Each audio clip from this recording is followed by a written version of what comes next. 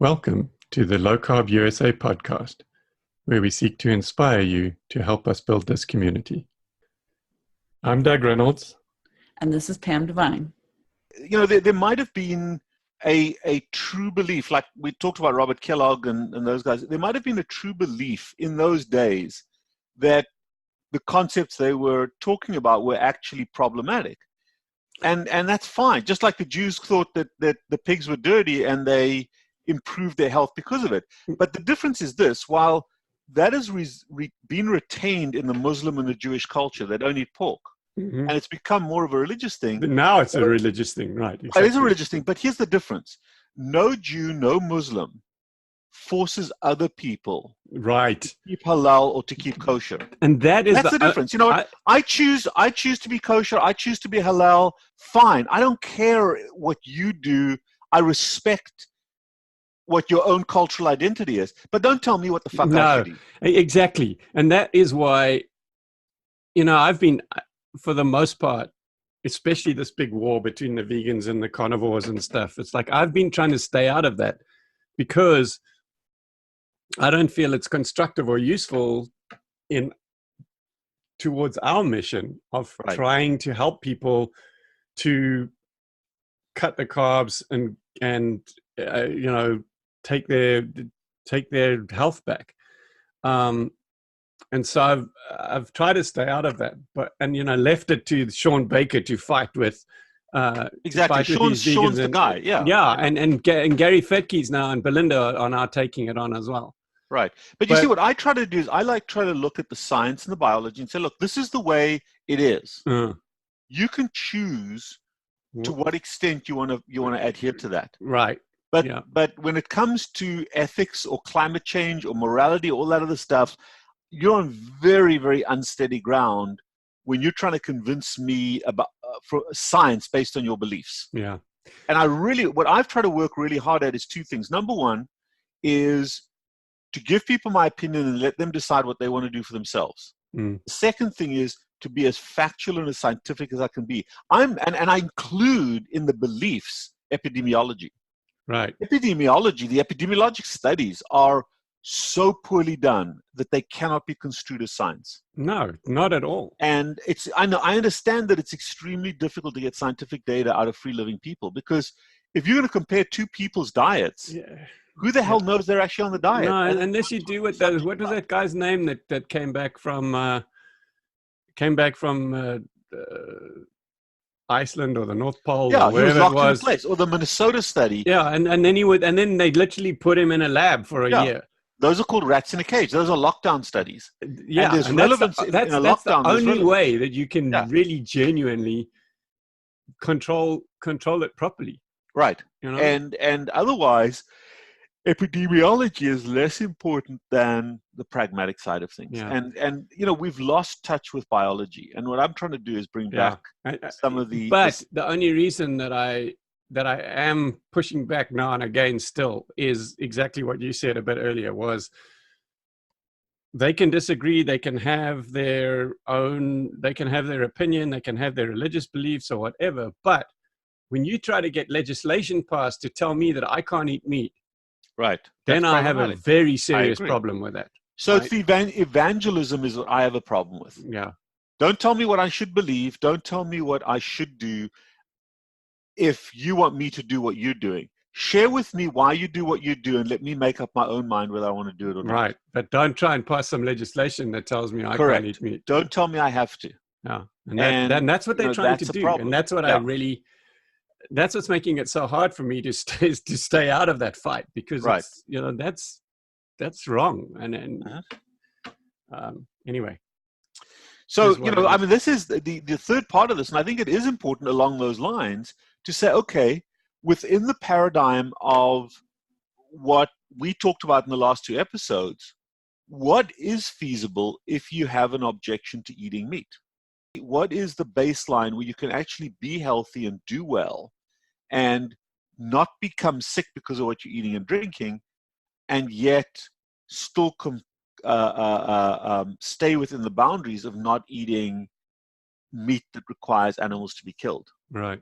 Okay. Okay, so well, let's go there, and let's just keep going, and let's do that, and I'll just. Are you taping right now? Yeah, it's going. Okay. So you're good to go. So that's the I try to. It's not that I'm chicken of being confrontational.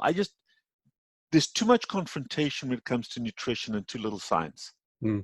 And I'm trying. I don't even like the word science, biology. So, as you and I were briefly kind of just chatting informally about, is the first two episodes, certainly the first one, I was going through the biology of how the human body has evolved and what it is kind of genetically or evolutionarily designed to do best with.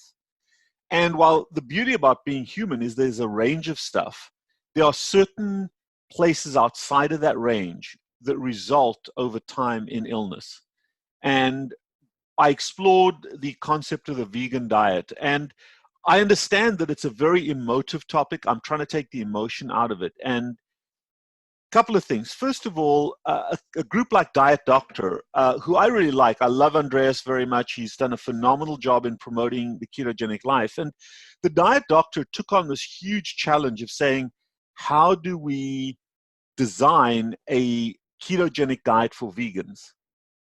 And when it comes to the pure nutritional ABCs, if they could put a bunch of people in a cage and kind of treat them as a rat in a cage and feed them their diet, it would probably be okay for a while. And when I say for a while, anywhere from 1 to 3 years. However, having reviewed the Diet Doctor plan, I would urge everybody to go onto their website and look at their vegan eating plan. I have some distinct conflicts with what they did in terms of the carbohydrate addiction side of things. I have promoted for the last 20 years as the carb addiction doc.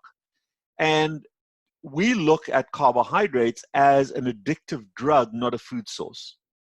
And once you make that mental transition, once you look at carbohydrates primarily being consumed for the pleasure value, for the endorphin value, not for the nutritional value, and you look at obese and diabetic people or people who have suffered consequences, health consequences as a result of chronic excessive carbohydrate consumption, then you realize that those folks have lost control of their relationship with carbohydrates. And when you're dealing with addiction, harm reduction is impossible. In other words, smoking less, drinking less if you're an alcoholic, smoking less if you're a smoker, only using heroin on Tuesdays if you're a heroin addict. Those methodologies do not work. Number one, they don't feed the addiction. Number two is you're asking someone to tightly control a relationship they've clearly lost control of. And while harm reduction may work for a short period of time, there's no incentive for these people to develop or find other sources of emotional relief, other sources of dissipation of their emotional tension. And as long as they've got access to their drug of choice, be it carbohydrates, in the case of the Diet Doctor vegan diet, they can sustain themselves for a while, but as soon as life throws a curveball at them, the only resource they have is to eat more carbohydrates and to screw the whole thing over. And ultimately, if the vegan diet is designed to make you healthier, it defeats the entire purpose. The other big concern I have with the Diet Doctor method is that they use net carbs. Well, net carbs are some mystical, magical, mathematical formula by which you subtract carbohydrates to give you a smaller number. And I'm afraid that I'm going to use another medical term here. It's just bullshit. My body doesn't do mathematics. My body doesn't regulate things the way a mathematical formula does. The way we need to quantify carbohydrates is by not even what goes in our face, but what goes in our bloodstream. And that's true for nutrition in general. And that'll be an important concept to understand through this talk. All because protein goes in your face, it doesn't necessarily mean it is bioavailable in your bloodstream. Remember, your intestine is actually outside of your body. Think about that. Your intestine is outside of your body. Think of a pipe, and the outside of the pipe being your body, but the lumen, the inside of the pipe, is actually outside. So the intestinal tract, even though there's traffic in and out of that from your body, the intestinal tract is outside of your body. And the only time that food really enters your body is when it crosses the intestinal mucosa, when it crosses into those cells, enters your bloodstream, enters your tissues. And we're going to discuss that in more detail as we design the ideal vegetarian diet. But when you're looking at net carbohydrates, that traffic still happens. And pretty much everybody that has been practicing and been an advocate of a ketogenic diet has migrated away from the old Atkins net carbs toward total carbs. And if you calculate the total carbs in the Diet Doctor plan, it's actually a moderate carbohydrate diet. It is not a low carbohydrate diet. And by definition, then, it is giving drug addicts access to their drug. So can a keto vegan diet be done? Sure it can, for a while, to lose weight, to improve your diabetes. If you are willing to ignore the evolution of malnutrition in order to accomplish weight loss or diabetes management. And that's absolutely fine. I support that for a while. At most, maybe 2 years. But can it be sustained lifelong? Absolutely not. Not from the addiction perspective and not from the health perspective. It is a diet deficient in certain nutrients. And the cop-out then is to supplement, but that also is not effective nor healthy because those supplements that enter your face don't necessarily enter your body. And the most important thing for me about a vegan diet is that we do not know the outcome of a lack of essential fatty acids and essential amino acids. Because the effect of a fatty acid and an amino acid deficiency is incredibly difficult to measure until something really bad happens. There's no lab test to quantify these effectively. So until your brain stops working or until you develop beriberi, or that's thiamine deficiency, but until you develop protein energy malnutrition, which is an end-stage disease, you don't know the effects of the deficiency. We can quantify the deficiency of certain minerals and vitamins and nutrients by measuring their numbers, but we cannot do so for a lack of essential fatty acids and essential amino acids, particularly when we think they're going in our face, but they may not be being absorbed. So ultimately, the Diet Doctor vegan diet remains a diet of harm reduction, and it is not an effective way to treat a carb addict. It likely works better for people that have never had a weight or a metabolic issue than for carb addicts. Because there are some people like that. So for those people, that's good, right? Absolutely. A guy like you, Doug. Yeah. The place where you and I differ is that you've probably abused carbohydrates in your past. I've been a drug addict. I've weighed 300 pounds. Right. I've abused it big time, but I'm definitely worked out that I'm not an addict like you. Right. So if you ate a bag of chips today, tomorrow you've got some remorse and you get back on track. Right. I eat a bag of chips and it's 3 months and 30 pounds before I realize, oh, hell, I'm in trouble. And that's the difference. And I don't think that the Diet Doctor vegan diet accounts for that. Mm. So the issue for me is that people who are trying to correct disease, it's an unsustainable methodology. But I did spend a lot of time before those 2 podcasts were taped, and I've spent a lot of time in my practice because I have a lot of patients who are unwilling to eat vast quantities of animal products, either for health or for religious purposes or others.